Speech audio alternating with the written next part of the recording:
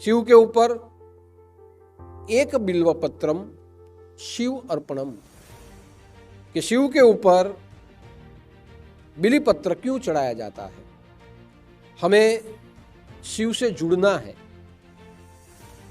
जीव को शिव तत्व को पाना है, जीव को शिव में शरणागत होना है। तो स्वाभाविक है कि शिव तत्व के रहस्य को जाना जाए। कि ये बेलीपत्र में 3 पत्ते हैं। बेलीपत्र का महत्व ही इसके तीनों पत्तों में।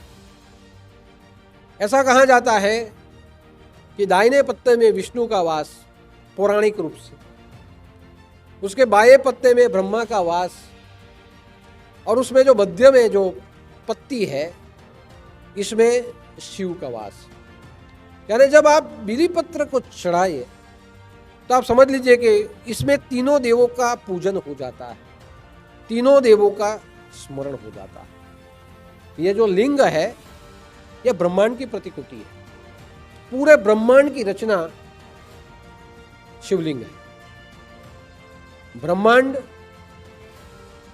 कोई गोलाकार नहीं है, ब्रह्मांड अंडाकार है। आज तक ब्रह्मांड का आकार कैसा है किसी ने कोई बता नहीं सकता, लेकिन हमारे शास्त्र बताते हैं, हमारा तत्वज्ञान बताता है, हमारा अध्यात्म बताता है कि शिवलिंग की जो प्रतिमा है, ऊपर लिंग है, नीचे वेदी है, ये जो पूरी प्रतिमा है ये ब्रह्मांड की प्रतिमा है। यानी जब उसे ब्रह्मांड की प्रतिमा के रूप में देखा जाए तो ये सर्वव्यापी पूजा है। और जहां सर्वव्यापी पूजा हो जाए वहां शिव तत्व बन जाते हैं। मैंने आगे ही बात की थी कि शिव में 5 तत्व है। अग्नि भी है, वायु भी है, आकाश भी है, पृथ्वी भी है और तेज भी है। यानी पूरी सृष्टि के देवता ही शिव है, यानी तत्व के रूप, पंचमहाभूत उसमें। अब ये बिलीपत्र जब हम चढ़ाए तो समझ लीजिए ये शंकर है। विष्णु, ब्रह्मा और शंकर, ये तीनों का समन्वय यहां हो जाता है। यानी ब्रह्मा जो है सर्जन करने वाला, विष्णु जो होता है पालन करने वाला, और जो महादेव होता है वो प्रलय करने वाला। पूरी प्रकृति का प्रलय इन 3 शक्तियों से होता है। जन्म, जीवन और प्रलय, इन 3 शक्तियों से होता है। इसलिए कहा गया कि ये त्रिदल है, ये तीनों देवों का वास है। हम जब चढ़ाए तो समझ लीजिए तीनों देवता की पूजा हम ब्रह्मांड के प्रतीक के रूप में करते हैं। बाद में अध्यात्म जगत कहता है कि यह बिलीपत्र में हमारे अंदर के 3 गुण हैं। हमारे अंदर की जो माया है ये 3 गुणों से बनी है। रजोगुण, तमोगुण और सत्वगुण का ये प्रतीक है।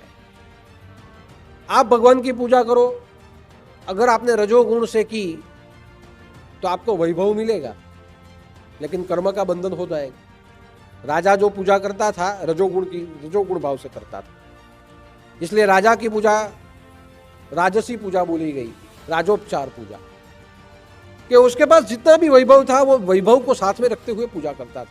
मैं चक्रवर्ती सम्राट बन जाऊं, मैं इंद्रासन की प्राप्ति कर लूं, मैं अमर बन जाऊं, ऐसे यज्ञ पहले होते थे। तो ये पूजा कौन सी थी? राजसी भाव, मुझे वैभव मिले। जहां राजसी भाव से आप पूजा करो वहां समझ लीजिएगा आप कर्म के बंधन में बन जाते हो। वहां सकाम पूजा हो जाती है, निष्काम नहीं होती। कुछ पाने के लिए कुछ कर लेते हो, उसमें थोड़ा लोभ होता है, रजोगुण होता है वहां लोभ।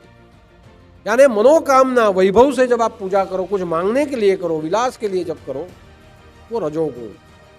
भले अच्छा भी हो लेकिन वो पूजा सकाम पूजा कहलाती है। किसी को हानि करने के लिए करो तो तमोगुण, मेरे शत्रु नष्ट हो जाए मैं पूजा करता हूं, ये तमोगुण। किसी की हिंसा करने के लिए पूजा की जाए, तमोगुण।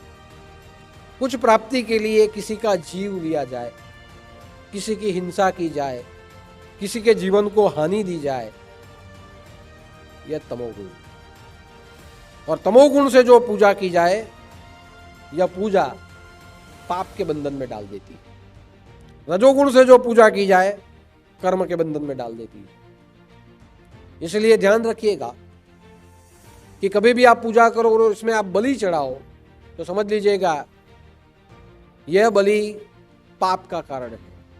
तो मेरा कहने का तात्पर्य है कि तमोगुण से जो करते हैं वो पाप के बंधन में पड़ते हैं, रजोगुण से जो करते हैं कर्म के बंधन में पड़ जाएंगे, सत्वगुण से जो किया जाए, सत्वगुण से जो आप करेंगे वो पुण्य के बंधन में आप पड़ेंगे। सात्विक पूजा, सबके भले के लिए जो हो वो सात्विक पूजा, समष्टि कल्याण के लिए जो की जाए सात्विक पूजा, अपने परिवार के सुख के लिए की जाए सात्विक पूजा, राष्ट्र के हित के लिए की जाए सात्विक पूजा, सभी जीवों के कल्याण के लिए की जाए सात्विक पूजा। ये सात्विक पूजा जब आप करेंगे तो पुण्य का फल मिलेगा, पुण्य प्राप्त करेंगे।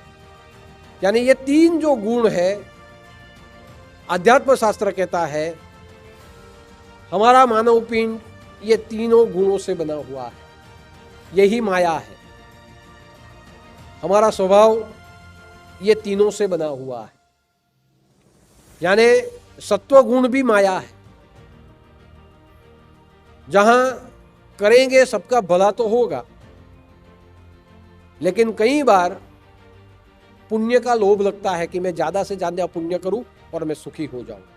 यानी सुखी बनने की कामना से भी जब आप कुछ सात्विक गुण से करो तो वो पुण्य बनता है, फल मिलता है, लेकिन क्या हो जाता है, सुख का बंधन, सुख मिले इसीलिए मैं करूं। तो ये तीनों गुण जब अर्पण हो जाए तो समझ लीजिए आप तत्व गुण में चले जाते हो। चौथा गुण होता है तत्व गुण, ये तीनों गुणों से जो ऊपर है। और तत्व गुण जहां होता है वहां शिवम भूत्वा शिवम यजेत, पानी से पानी, पानी के साथ पानी बन जाना, हवा में हवा बन जाना, अग्नि में प्रकाश बन जाना, ये होता है तत्व गुण। ये तीन गुण जब हम भगवान ने कहा ये तीनों गुण चढ़ा दीजिए। जब आप बिलीपत्र चढ़ाए, त्रिदलम त्रिगुणाकारम, ये तीनों गुण मुझे अर्पण कर दीजिए, इनमें मत पड़िए।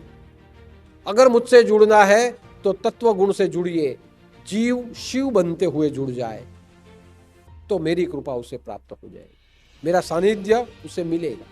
यानी ये तीन गुण जब चले जाए तो समझ लीजिए कि माया से मुक्त हो जाएगा। ये तीन गुण है तो माया का बंधन है।